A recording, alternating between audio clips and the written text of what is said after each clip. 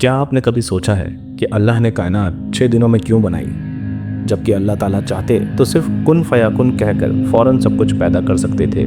بے شک اللہ ہر چیز پر قادر ہے، تو پھر کائنات کی پیدائش فوراً کیوں نہیں ہوئی؟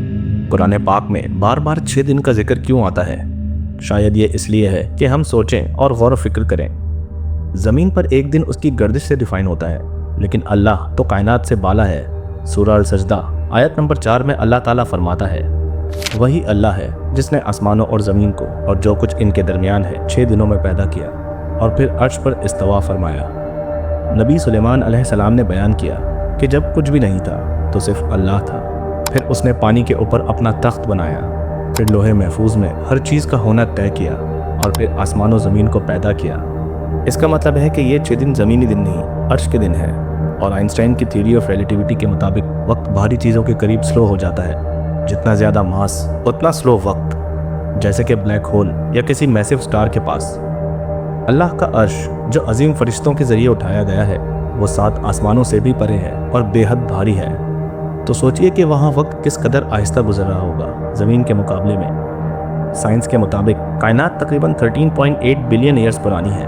اگر یہ عرش کے 6 دن ہیں تو ایک عرش کا دن تقریباً 2.3 بلین زمینی سالوں کے برابر ہے۔ قرآن کہتا ہے کہ زمین 2 دن میں بنائی گئی، تو اس کے مطابق 2 عرش کے دن ہوئے 4.6 بلین ایئرز، اور سائنس بھی زمین کی ایج 4.6 بلین ایئرز ہی بتاتی ہے۔ یہ سب صرف ایک اتفاق ہے یا ایک ڈیوائن پلان؟ لیکن اب ایک اور بات جو زیادہ اہم ہے، نبی محمد صلی اللہ علیہ وآلہ وسلم نے فرمایا، میں کیسے سکون میں رہوں جب اسرافیل علیہ السلام نے سور آلریڈی اپنے ہونٹوں تک اٹھایا ہوا ہے اور حکم کا انتظار کر رہے ہیں۔ یہ بات 1400 سال پہلے کہی گئی تھی، مگر عرش کے وقت میں شاید یہ صرف چند لمحوں پہلے ہوئی ہو۔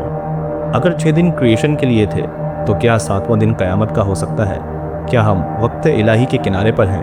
شاید 6 دن کا مطلب مدت نہیں، بلکہ ایک یاد دہانی ہے کہ ہم سوچیں، تیاری کریں اور خود سے پوچھیں کہ واقعی کیا وقت چل رہا ہے۔